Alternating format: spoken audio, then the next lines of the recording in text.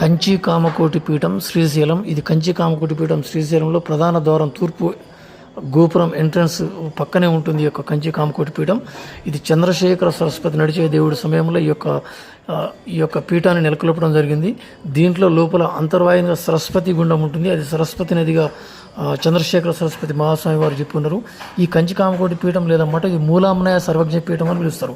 హిందూ మతపరమైన వేద అభ్యాస కేంద్రం ఇది కంచి 18 శక్తి పీఠాల ఒకటైన కంచి కామాక్షి అండ్ పంచలింగాలలో ఒకటైన పృథ్వీలింగం ఏకాంబరేశ్వరుడు 2 టెంపుల్ మధ్య దారిలోనే యొక్క కంచి కామకోటి పీఠం తమిళనాడులో కంచిలో ఉంటుంది. ఈ మఠ స్థాపన ఆదిశంకరాచార్యుల వారు చేశారు. 18th సెంచరీలో యుద్ధాల కారణంగా కుంభకోణంకు మార్చారు. తర్వాత 19th సెంచరీలో తిరిగి కంచిలో నిర్వహించారు.